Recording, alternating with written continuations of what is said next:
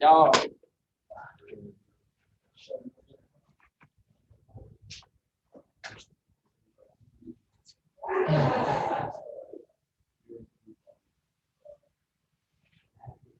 You guys are good with Mike?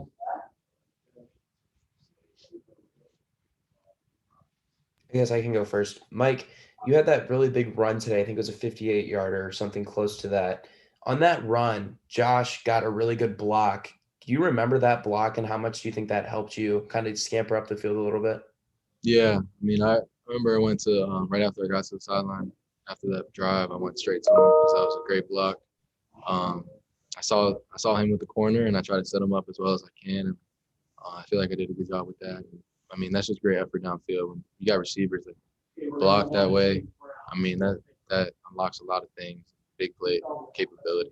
I think today is maybe the second or third time that you and Chase have maybe both been over 100 yards rushing. As a running back room, and you guys have had a lot of success in the past running the ball, what makes this group with you and Chase so much different and so much more dynamic than maybe previous groups you've been in? I don't know. I just think we're a really good combo and duo, and we're in 20 personnel. I think that we complement each other really well. I think that we could all do, or both of us can do a lot of things. I think we're both pretty versatile. So that allows us to open up the playbook and really not limit us in any type of way. So I think, when you have two solid backs back there, they're able to do a lot of different things, but running, blocking, catching. I think that's tough for a defense to account for. And then Lovey mentioned the offensive line and the way they played. I think as a whole, you guys averaged over 5 yards a carry. It was close to 8, I think, at one point on the day. Can you comment a little bit on what the offensive line did today and how much that helped you guys? Yeah, I mean, they were unbelievable. I think the penetration was at a minimal level. They really got out there, and they're 2-3 yards down the field. Just allowing us to make decisions. Running downhill. So that opened up a lot for us. I know the inside zones and the outside zones were hitting well, counters. They had a great game. I mean, all 5 of them I think did very well. And I just think they're going to continue to build. I think their confidence is getting higher with a win like this. I heard we haven't beat Nebraska and Lincoln since 1924 or something. So it's a big time win. I think this will give us a lot of confidence, especially with the O-line group going forward. Last one I've got, you mentioned going forward, got a big opportunity next week against Ohio State. Can you kind of preview that a little bit and how difficult it might be to run against a team like that? Oh, yeah, that's a solid team right there. It's a great team. But I feel like our coaches will put us in situations with our scheme like they did today to put us in situations to succeed. And, they have all our trust, all 11 players on the offensive side of the ball. So I'm confident in our team, I'm confident in ourselves, and hopefully we just continue to build. Thank you. Hey, Mike, I'm just wondering, with an 0-3 record, down at Rutgers, 20-10, how do you keep confidence, and how do you get to this point where, you win 2 games in a row and have a dominant win like this? It's definitely tough. I think that's the hardest part when you're just kind of in a slump off to a slow start for the first 3 games. It was even halfway through the Rutgers game. I think that's the hardest part. But I think what I said a couple weeks ago after the Minnesota game was just finding a way to get one win. I think that'll give us the momentum, confidence, and just, the vibe around the facility gets a lot better. So, we did that, and we were able to put 2 together today, and we're just building on our momentum now, trying to get 3 now. The best thing about being 1-0 is the chance to be 2-0. So we're just looking at one game at a time. Last year, you guys started 0-3 in the Big Ten too. What is the key to not letting that poison, right? Like not letting it poison your minds and your confidence and all that. Like how did you guys do that this time, and how does it compare to last year? Yeah, I mean, it's tough for sure, but we're confident in this team. This has been a team that we've been talking about for a while now, and Coach Smith and all of us really believe that this team is talented, special. At the end of the day, you just got to trust in yourself.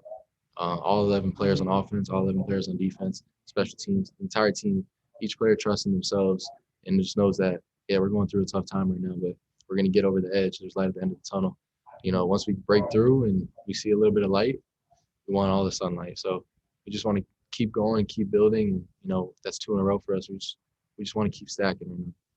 I know Isaiah sparked you last week, but what did it mean to have Brandon back? What would that do to your offense?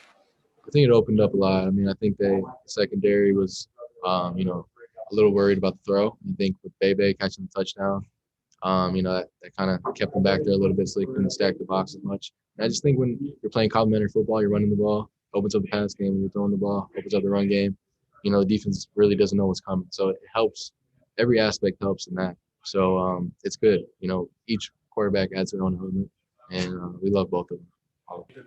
Thanks, Mike. Mike, a lot more success today in the red zone and in goal line to go situations. Was it just simply getting more physical and getting more nasty out there, especially up front, or was it something else that helped you guys get more touchdowns today? I think our scheme was really good. Our game plan, the whole week we had a great week of practice.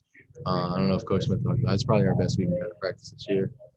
So we felt good, and I think that gave us the confidence to come in the goal line area and just wherever we were in the field to, punch it in, especially at the goal line. But I think the offensive line did a tremendous job. Can you kind of feel that when they're getting a little bit nasty, they're getting up the field when Doug Kramer's pulling on, I think it was your run or Chase's run, and does an unbelievable job getting to the second level? Is that something you can see as a running back initially, that this is going well? Yeah, for sure. I mean, when you're able to make a cut and you're not 2 yards in the backfield, it's a huge difference. If you're making a cut and you're 2 yards or a yard ahead of the line of scrimmage, I mean, that's so much easier for us as running backs. So when they were getting movement up front, that's huge. I think that changes the run game. Thanks, Mike. Appreciate it. Hey, Mike, you mentioned this being your best week of practice. I think Lovey talked about earlier in the week there was a different vibe. For those of us who aren't there, can you describe, is there a tangible thing that you can put into words that made it such a good practice? I just think it's the assignments. When we're flying around. I mean, we've had a couple more physical practices. We're just trying our tempo, our assignments, our technique. I mean, we did a great job this week with everything. We're going hard. The scout team giving great looks. That's so big because when you just know and you expect the defense to do a certain thing and they do it, and then you run that in practice and rep that in practice in the game, they do that exact thing. I mean, you're bound for success. So, the scout team did a great job, great looks provided for us, and we were just able to execute today. I think we had high 400, 500 yards offense. I mean, you're going to win a lot of games when you put up those numbers. And pardon me if you've already been asked this, Mike, but to have Brandon back, and not only in a game, but he's been back for about 10 days just around the facility, around the practice field. What does that do for you guys from a morale standpoint, just to see your QB1 in person again and around? It's great. Brandon's a great leader. I mean, a lot of people, know how quiet he is, but he just does everything by example. And it's just good to see him around the building. He's in meetings, providing help for the other quarterbacks when he wasn't playing. I mean, so we all look at him as, our quarterback. So when you see him in the building, you're able to talk to him about scheme, the game plan. It's just better, it's better to have every single person in this building, a part of the team. And with this whole COVID situation, it's weird, it's crazy, but, we're glad to have everybody back. And my last thing is we saw him do like a scoreboard check, I guess. Maybe Nebraska was chirping a little bit and he pointed up there. And I've heard Reggie Corbin talk about the way he kind of lets that out a little bit on the field. Do you see that too when like you said, he's a little bit of a quiet guy, but he brings a little bit of fire, it sounds like, out there on the field. What's that do for you guys? He definitely does. He's got a little chip on his shoulder when he's in the game. And I remember after Michigan State last year, through that game-winning touchdown, he got in the guy's face too. So he's got that in him, and I think it's cool. I think it shows a lot of confidence. I mean, just being around that, I enjoy it. I think it's cool. I really do like that. Hey, thanks, Mike. I appreciate it.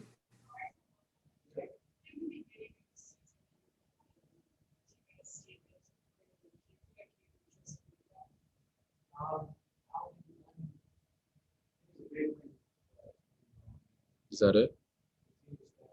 I think you're good, Mike. Thank you. Thank you, Mike.